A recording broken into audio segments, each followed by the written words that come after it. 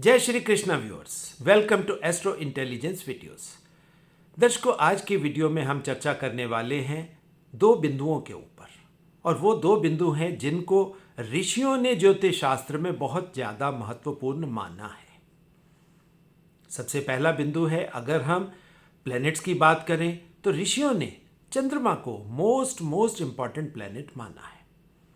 और अगर हम चार्ट्स की बात करें तो चार्ट्स में नो डाउट ऋषियों ने लग्न कुंडली को काफ़ी इंपॉर्टेंस दी है, मगर सबसे ज़्यादा इंपॉर्टेंस अगर किसी चीज़ को दी गई है तो वो है चंद्र कुंडली को। अब चाहे बात चंद्रमा की है या चंद्र कुंडली की है, दर्शकों, इसको समझने के लिए हमें सबसे पहले सुपरफिशियल लेवल पर या एकेडमिक लेवल पर हमें चंद्रमा को समझना पड़ेगा। अब दर्शकों, चंद्रमा क्या है? ज्योतिष शास्त्र में हम चंद्रमा को मानते हैं कि ये हमारा मन है। अब जब भी हमें जीवन मिलता है, यानी हमारी बर्थ होती है, तो बर्थ के साथ हमें तीन चीज़ें ही मिलती हैं। सबसे पहले एक शरीर मिलता है। शरीर के अंदर एक चेतना होती है जिसको हम कॉन्शियसनेस कह सकते हैं, आत्मा कह सकते हैं, या ब्रह्म का अंश कह सकते हैं। और तीसरी चीज़ हमें मिलती है, वो है मन। हमारी टोटल मेमोरी, हमारे संस्कार, ये सब मन के अंदर ही पड़े होते हैं।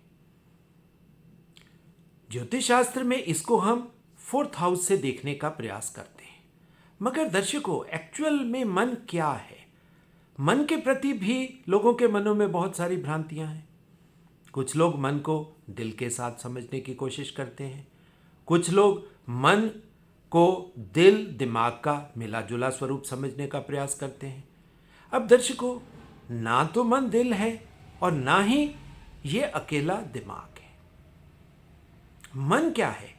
दर्शकों, अगर हम सही तरीके से समझने का प्रयास करें, ज्योतिष शास्त्र में मन को क्या बोला गया कि मन ये आपका ड्राइवर प्लैनेट है, आपके जीवन को चलाने वाली ड्राइवर एनर्जी है।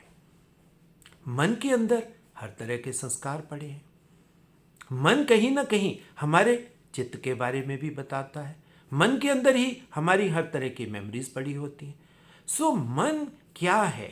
जो कुछ भी हम पिछले जन्मों में हमने देखा, समझा, एक्सपीरियंस किया, उसको मेमोराइज किया, और जिस एंटिटी के थ्रू हम बाहर की दुनिया को देखने का प्रयास करते हैं, वो हमारा मन है।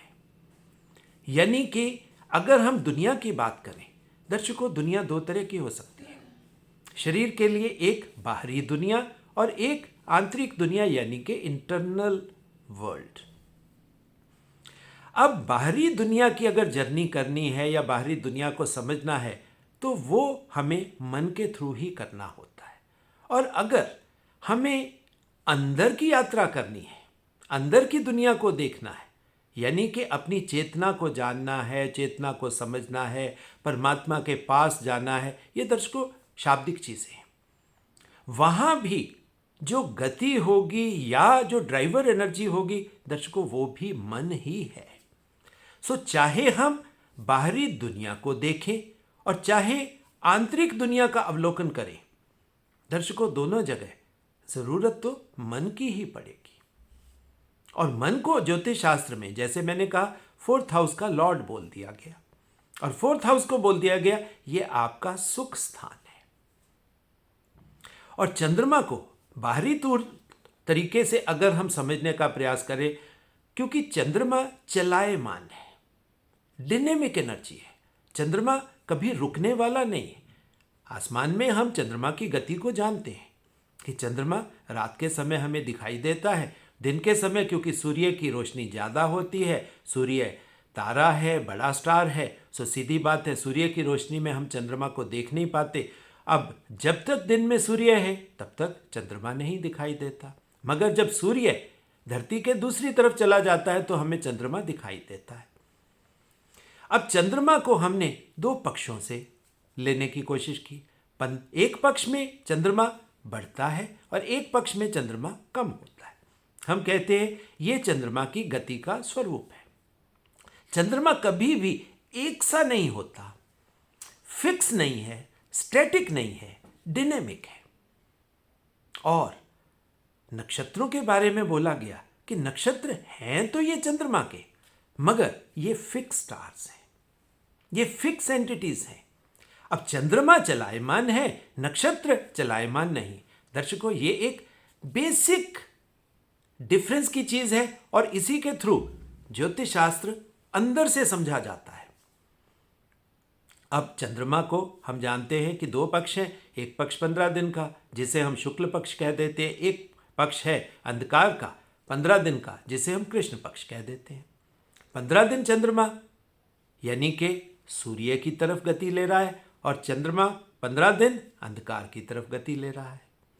कृष्ण का मतलब ही होता है काला, अंधकार।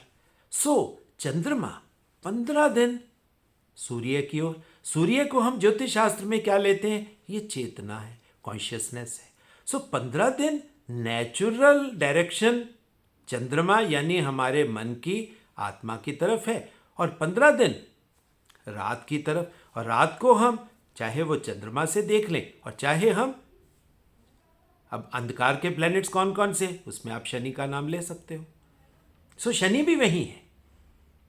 अब चंद्रमा अगर हम अपने चंद्र कुंडली में देखने का प्रयास करेंगे, अब दर्शकों उसको भी समझ ले। आप देखिए चंद्रमा एग्जॉल्ट कहां करता है? चंद्रमा की एग्जॉल्टेशन है सेकंड हाउस में। राशि की अगर बात करें तो टॉरस यानी कि वृषभ राशि में। और चंद्रमा डेबिलिटेट यानी कि सबसे कम कहां होता है? वो होता है अष्टम राशि यानी कि स्कॉर्पियो में, यानी 8th हाउस में। अब ये चंद्रमा की हाईएस्ट पोजीशन और लोएस्ट पोजीशन है। अब दर्शकों इसी जर्नी को आपको समझना है। सेकंड और 8th हाउस आमने सामने यानी कि एक दूसरे के 7th है। और हमारी जो कुंडली है ये 12 भावों में विभक्त हुई है। इसमें 12 हाउसेस हैं। और वैसे भी एक हाउस में हमें रफली 2.25 नक्षत्र मिलते हैं। अब ये चंद्रमा की गति को समझने का तरीका है। अगर हम भावों से समझने का प्रयास करेंगे, 1 से लेकर 6 भाव, फिर 7वां भाव शुरू हो गया जो यानी कि स्कॉर्पियो आ गया, और स्कॉर्पियो से लेकर फिर टॉरस तक। 1 में चंद्रमा यानी मन बढ़ रहा है और 1 में चंद्रमा कम हो रहा है। अब दर्शकों ये ही बड़ी खास बात है जिसको ज्योतिष शास्त्र में नॉर्मली इग्नोर कर दिया जाता है। हम सिर्फ चंद्रमा को सुपरफिशियल लेवल पर देखने की कोशिश करते हैं, मगर अगर चंद्रमा हमारी ड्राइवर एनर्जी है तो चंद्रमा जैसी गति ले रहा है लाइफ भी तो वैसी गति ही लेगी। और कोई गति हो ही नहीं सकती, क्योंकि गति तो मन की ही है। शरीर को गति लेनी नहीं है, शरीर तो हमारा जीवन को संभाल के रखने का एक, आप समझ सकते हो, इंस्ट्रूमेंट है। अब चेतना गति करती ही नहीं, चेतना तो फिक्स है। गति करने के लिए, चलायमान होने के लिए अब आपको डेली एक नई दुनिया मिलती है। हर भाव में आपको 2.25 नक्षत्र मिलते हैं। अब 1 से लेकर 6 भाव तक आप समझ सकते हो एक पक्ष, और 7 से लेकर 12 तक यह दूसरा पक्ष। यानी कि चंद्रमा की गति कहीं ना कहीं सेकंड यानी टॉरस से लेकर स्कॉर्पियो तक और स्कॉर्पियो से लेकर टॉरस तक है। अब लाइफ में दर्शकों जिस राशि को सबसे बढ़िया राशि माना जाता है, क्यों? वो इसलिए कि उसका स्वभाव है या बेसिक क्वालिटी है उस राशि की कि वो हमारे जीवन को बैलेंस करने की कैपेबिलिटी रखता है। अब बैलेंस दर्शकों किसको करना है, यही सबसे बड़ी बात है। बैलेंस तो दर्शकों इस मन की गति को ही तो हम बैलेंस कर सकते हैं, क्योंकि ना शरीर को बैलेंस करना है ना ही आत्मा को तो बैलेंस की जरूरत ही नहीं। जब मन को ही बैलेंस करना है, अब मन को बैलेंस करने के लिए कौन सी स्केल चाहिए, कौन सी तकड़ी चाहिए, कौन सी तुला चाहिए? वो तुला राशि है। अब तुला राशि के देवता कौन है? वो शुक्र है। यानी कि शुक्र के अंदर या शुक्राचार्य के अंदर चंद्रमा को बैलेंस करने की क्वालिटी है या कैपेबिलिटी है। अब इस मिस्ट्री को समझने का दर्शकों प्रयास करते हैं। अब टॉरस राशि किसकी है दर्शकों? टॉरस राशि तो वैसे ही शुक्र की ही तो है, और शुक्र की ही दूसरी राशि तुला राशि है, जहां पर वो बैलेंस आता है। अगर हम तुला से लेकर अगर हम चंद्रमा की राशियों को देखने का समझने का प्रयास करेंगे तो आपको एक नई इनपुट मिल जाएगी, आपके दिमाग में एक नई रोशनी भर जाएगी, एक जिसको हम कहते हैं ना, लाइट जल गई। अब दर्शकों इसी को समझना है कि जिसने इस मिस्ट्री को जान लिया वो अपने जीवन को सही तरीके से बैलेंस कर पाएगा।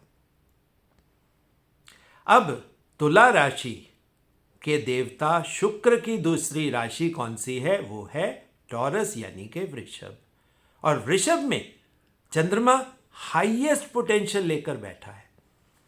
अब कोई चीज दर्शकों हाईएस्ट हो, हाईएस्ट का मतलब क्या हुआ? एक्सट्रीम। एक तरफ एक एक्सट्रीम छोर है और दूसरी तरफ दूसरा एक्सट्रीम छोर है, और दूसरा एक्सट्रीम छोर कहां पे अवेलेबल है? वो अवेलेबल है स्कॉर्पियो यानी कि सिंपल एक बात है वृश्चिक में। वो स्कॉर्पियो की बात है। अब तुला राशि पड़ी कहां है?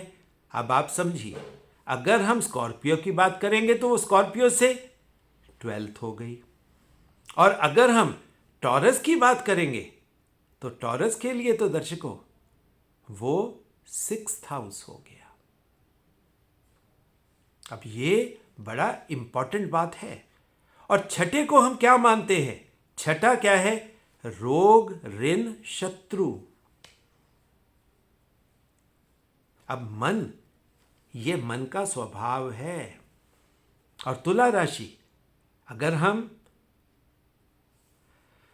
भगवान विष्णु की कुंडली की बात करते हैं तो तुला राशि क्योंकि 7th है और 7th को हम ऑपोजिशन मानते हैं, यानी कि भगवान विष्णु जैसे जीवन के लिए या भगवान विष्णु के ही जीवन के लिए तुला राशि उनका ऑपोजिट है। मगर ज्योतिष शास्त्र में ही यह भी माना जाता है कि जो 7th हाउस है वो आपका इनविजिबल हाउस है, आपकी वो ऑपोजिशन है जो आपके अंदर दिखाई नहीं देती। जैसे जब सूर्य है, आपको सूर्य दिखाई देता है, धरती का दूसरा छोर आपको दिखाई नहीं देगा जहां पर चंद्रमा बैठा है। सो तुला का संबंध कहीं ना कहीं इनबिल्ट चंद्रमा के साथ बनता है। हालांकि ना वहां पर प्लेनेट की गेम है और ना ही वहां किसी नक्षत्र का खेल है। अब अगर हम इस तरह समझें कि टॉरस से तुला, अब बैलेंस करने वाली एंटिटी कौन है? वो है लिब्रा। अब लिब्रा के लिए स्कॉर्पियो तो गेन हो गया दर्शकों। अब चंद्र कुंडली के हिसाब से आप समझिए इस बात को कि हमने मन को बैलेंस कर लिया तुला राशि के थ्रू। अब तुला राशि ने मन को बैलेंस कर दिया और उसके लिए अब ये सारा एक्सपीरियंस हो लिया, रोग, ऋण, शत्रु का एक्सपीरियंस हो लिया, यानी कि हमने जीवन की हर तरह की कठिनाई को देख लिया, जीवन को समझ लिया, जीवन के उतार चढ़ाव को जी लिया, और तब जाके हमारा मन बैलेंस हुआ। और जैसे ही मन बैलेंस हुआ, मन तो दर्शकों डेबिलिटेट कर गया स्कॉर्पियो में। यानी स्कॉर्पियो मन के बैलेंस के बाद उसका गेन का हाउस हो गया दर्शकों। और इसी वजह से हम मानते हैं कि जैसे ही मन डेबिलिटेट होता है, साधना अवतरित होती है, साधना आ जाती है। सो साधना के लिए, मेडिटेशन के लिए दर्शकों, मन का डेबिलिटेशन की तरफ जाना या मन का तिरोहित हो जाना जरूरी है। मन लोएस्ट लेवल में आ जाए, लोएस्ट पोटेंशियल में आ जाए, मन स्थिर हो जाए। आप इसको ऐसे समझ सकते हैं कि मन को स्थिर करना या मन को तिरोहित करना या मन के पार चले जाना। और ये तब तक नहीं होगा जब तक हम मन का बैलेंस समझ नहीं पाएंगे। अब मन के बैलेंस को समझने के लिए दोबारा से उसी तुला राशि में दर्शकों आपको जाना पड़ेगा कि मन का बैलेंस कैसे हो सकता है। सो मन के बैलेंस के लिए जीवन जीना बहुत जरूरी है। चाहे आप किसी भी ऋषि को पढ़ लीजिए, किसी वेद को पढ़ लीजिए, किसी उपनिषद को पढ़ लीजिए, हर तरफ दर्शकों एक ही बात आती है कि जीवन जीने से आता है। समझ जीवन के जीने से आती है, लाइफ के एक्सपीरियंसेस को लेने के बाद आती है, कर्म करने के बाद आती है। और कर्म करने के लिए हमें किसके पास जाना पड़ता है? हमें शनि के पास जाना पड़ता है। और तुला राशि में शनि हाईएस्ट पोजीशन है दर्शकों, एग्जॉल्टेड है तुला में। अब ये ही एक मिस्ट्री है जिसको हम नॉर्मली इग्नोर कर जाते हैं या छोड़ जाते हैं। और जब तक तुला राशि के शनि को हमने नहीं समझा तब तक दर्शकों मन का बैलेंस नहीं होगा। और मन के बैलेंस के लिए हमें हाईएस्ट कर्म के थ्रू ही हम वहां पर पहुंच सकते हैं।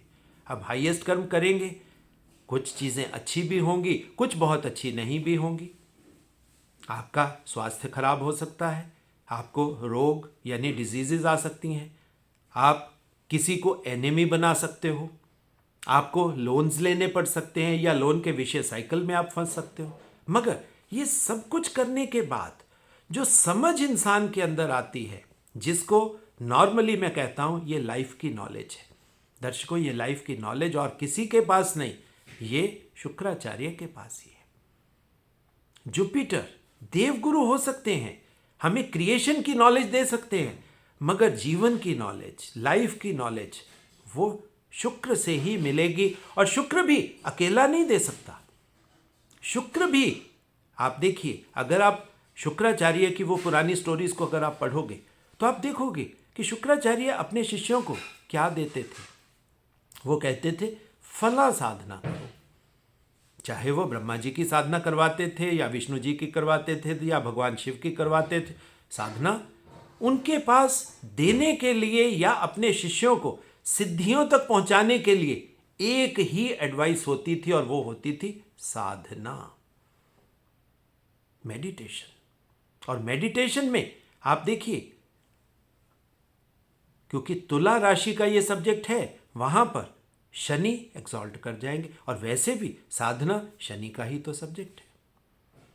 अब आप क्लियरली समझ सकते हो कि आप जीवन जीने के थ्रू, जीवन की उन अचीवमेंट्स को प्राप्त करने के बाद आप अपने मन को स्थिर कर सकते हो। और वैसे भी ये बहुत सिंपल सा सिद्धांत है कि जब हम किसी चीज़ को पाने के पीछे चलते हैं, हम मेहनत करते हैं, बहुत ज़्यादा हार्डवर्क करते हैं, जिसको हम कह सकते हैं कि साधना करी, और साधना करने के बाद कोई चीज़ हमें अचीव हो जाती है, तो दर्शकों मन तो स्थिर होगा, मन बैलेंस कर जाता है कि अब जो मैं अचीव करना चाहता था, मुझे मर्सिडीज BMW चाहिए थी, मुझे इतने बड़ा फ्लैट या मकान मुझे चाहिए था, या कोई पोजीशन मुझे चाहिए थी, वो मैंने अचीव कर ली, तो मन स्थिर हो जाता है।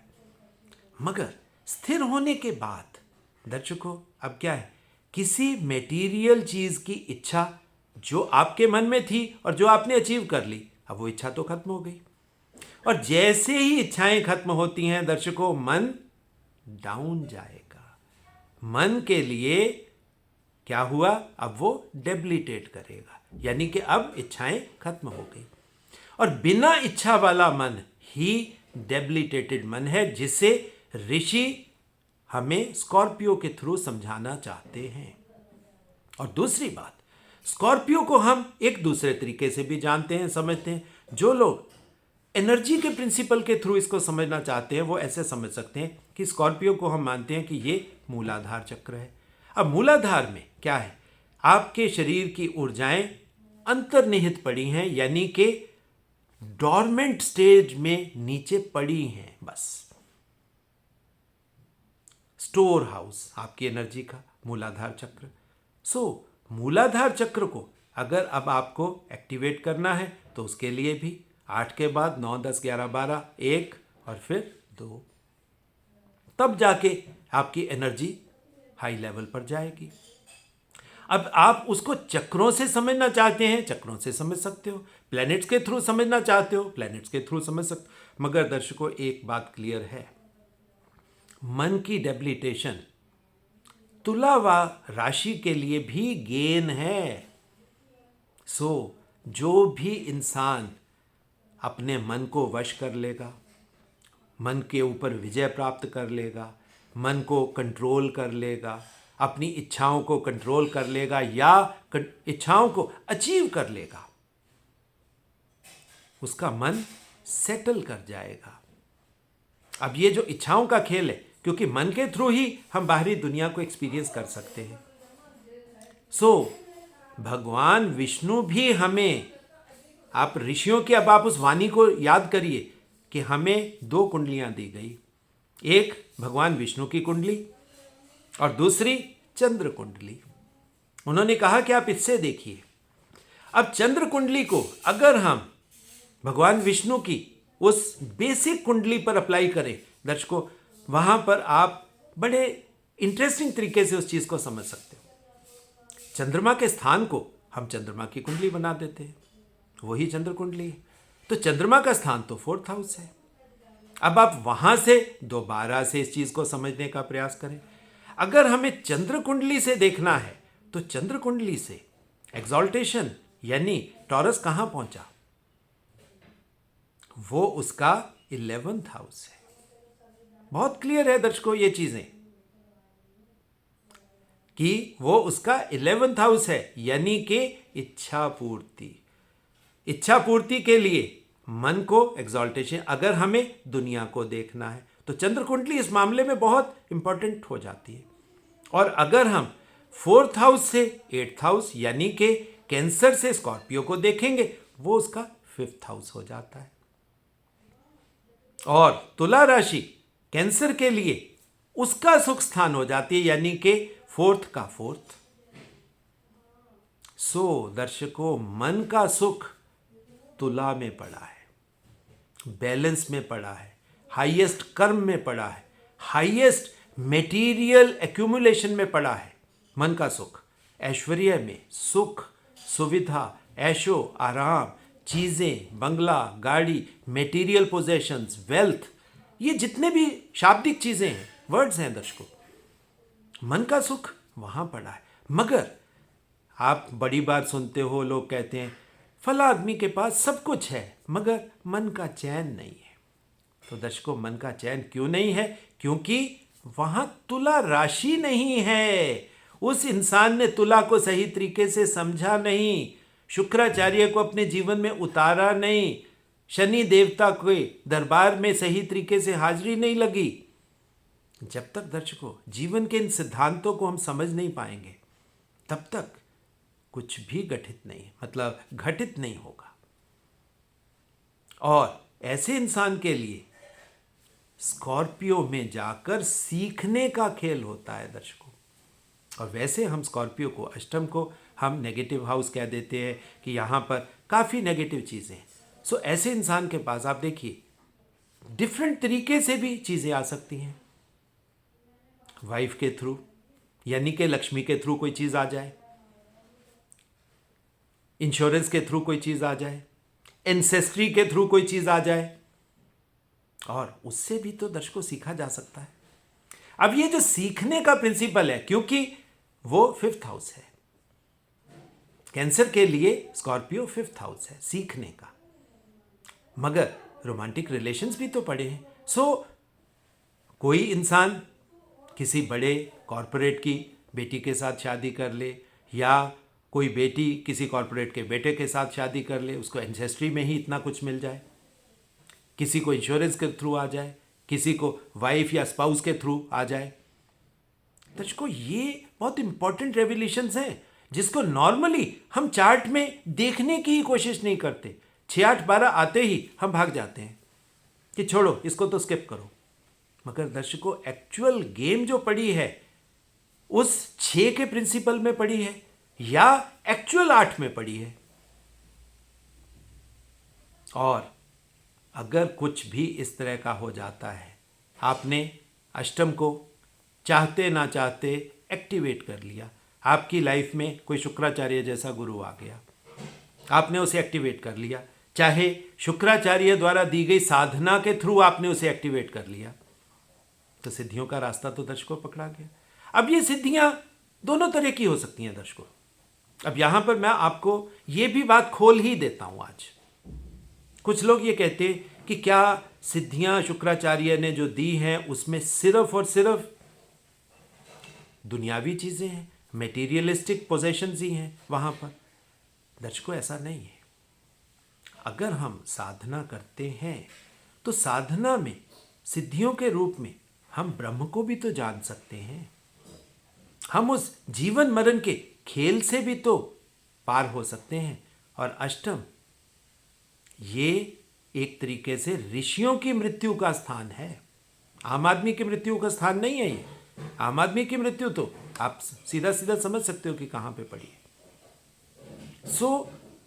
साधना दर्शकों दुनियावी चीजों के लिए भी की जा सकती है, और साधना सांसारिक चीजों को पार करके उन अचीवमेंट्स को प्राप्त करके उसके बाद ब्रह्म की प्राप्ति के लिए भी की जा सकती है।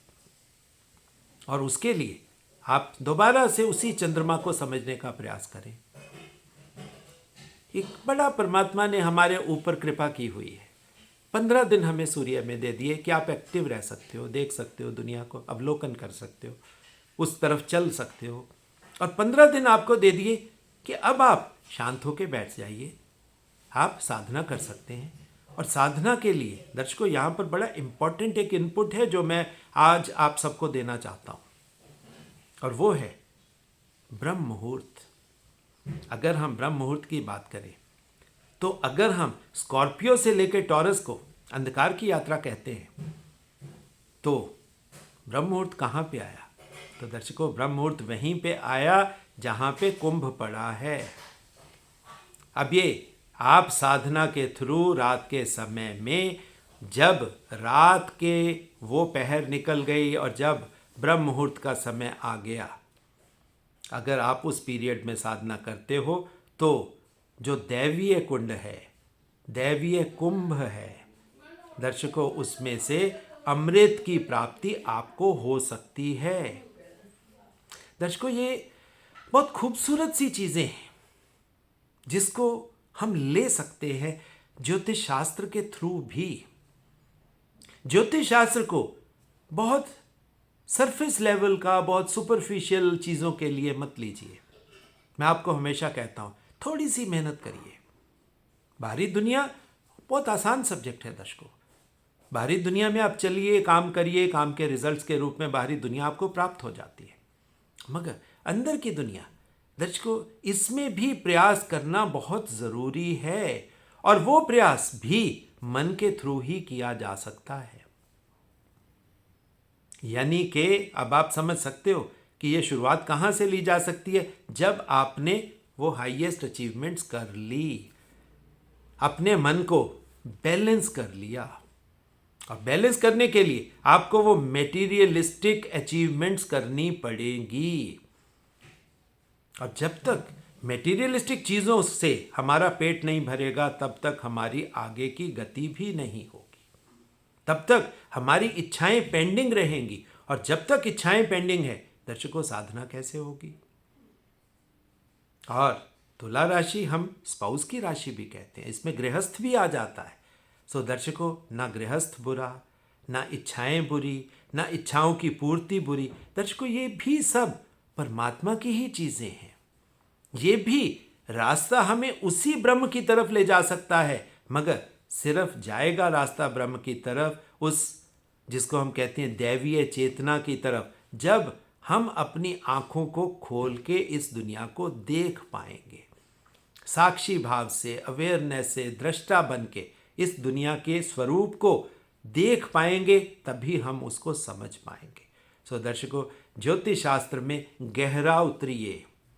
जितना आप गहरा उतरोगे उतने नए एक्सपीरियंसेस आपको मिलते रहेंगे, मुझे भी मिलते हैं। और मेरा प्रयास होता है कि जो समझ मुझ में आती है वो मैं आपके साथ शेयर करूं। और दर्शकों, जो निवेदन हर वीडियो के अंत में मैं सबसे करता हूं, इस वीडियो में भी करूंगा कि जो दर्शक अपने चार्ट मुझसे एनालाइज करवाना चाहते हैं या हमारे इंस्टीट्यूट में एडुकेशन लेना चाहते हैं, उन सब के लिए मेरा एक ही फ़ोन नंबर है, दैट इज़ 9881164480।